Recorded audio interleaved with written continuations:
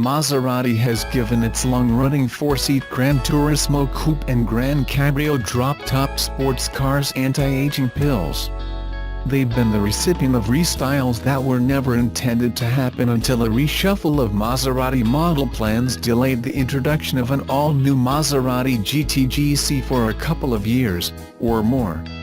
So instead of the GT being eased out of production at the end of 2016 to make way for the completely new Alfieri, a smaller two-seat Porsche 911 competitor, and ultimately the all-new GT and GC, Maserati has given us generously facelift versions in the interim.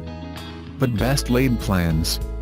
The Italian marque is very quiet on when the world will see the production version of the smaller two-seat Alfieri, the concept of which was unveiled at the 2014 Geneva Motor Show. It denies the pushback in the introduction of the all-new next-generation GT/GC can be blamed on the recent downturn in China sales, and a subsequent loss of profits intended for new product development. But steady sales of the current GT/GC models, around 3,000 a year, and positive customer feedback have encouraged the Italian sports luxury brand to splash out on a serious facelift to keep pulling in buyers for the immediate future. More than 37,000 GranTurismo and GranCabrio models have been produced in the small Via Ciro Minotti factory in Modena, and it looks like Maserati is keen for the sales to keep ticking over. Both have been around for quite some time in modern-day production terms. Current-shaped GT bound back in 2007. The GC followed 2 years later. Another factor is the necessity to get the eventual replacement GT/CG right, with many production decisions still to be made. Does Maserati keep the barking, bellowing V8? Probably not, despite its particular appeal. A turbocharged V6 seems a likely power plant in light of tougher emissions targets. What is certain is some non-negotiable elements of two cars. Timeless styling, 2 doors, 4 seats, front engine, strong performance, reliability and high levels of comfort and character.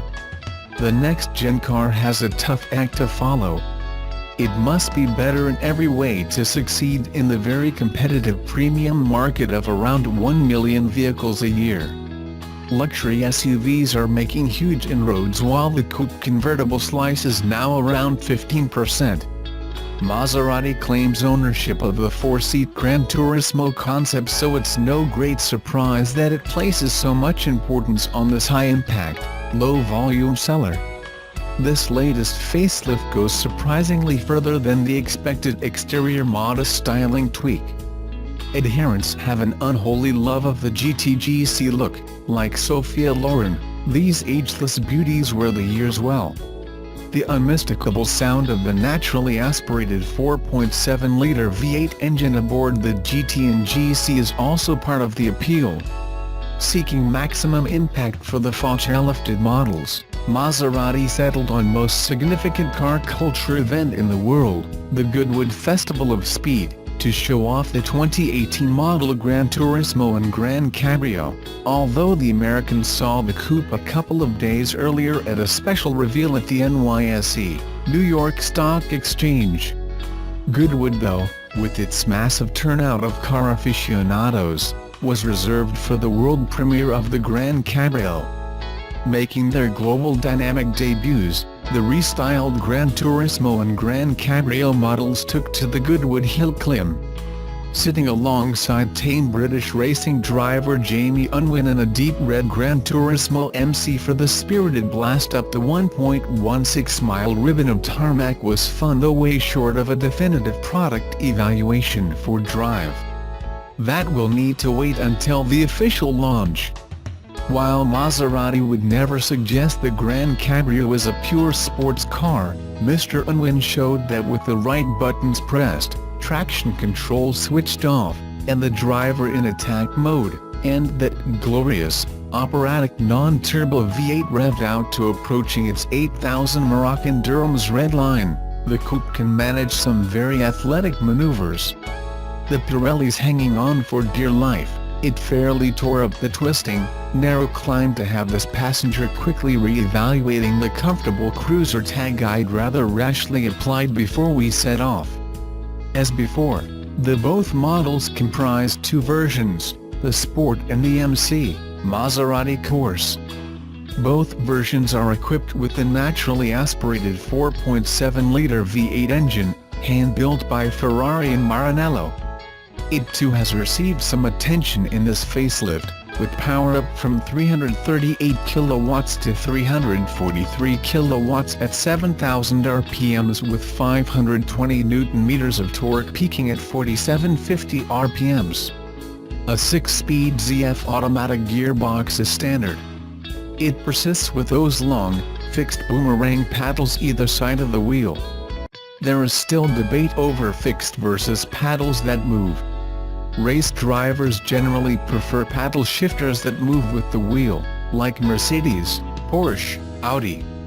However, Maserati quickly insists that it is not alone, and that Ferrari and Alfa also have a fixed gear paddles. One or two British brands are also supporters. The engine power increase leads to a slight improvement in performance compared to the previous model year. The 2018 GranTurismo Sport accelerates from 0 to 100 km per hour in 4.8 seconds and reaches a top speed of 299 km per hour, while the lighter MC version makes it to 100 km per hour in 4.7 seconds and has a top speed of 301 km per hour.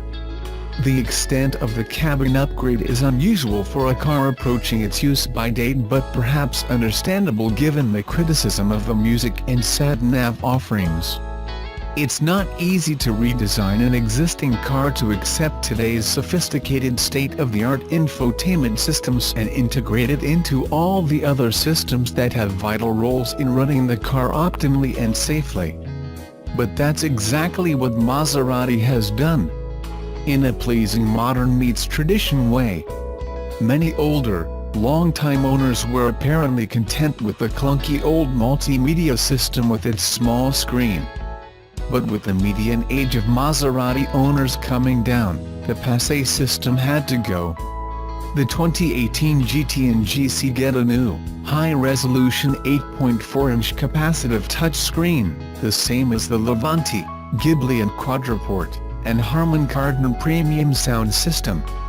Importantly, the infotainment system offers both Apple CarPlay and Android Auto smartphone mirroring functions, while the redesigned central console accommodates a double rotary controller knob of forged aluminium.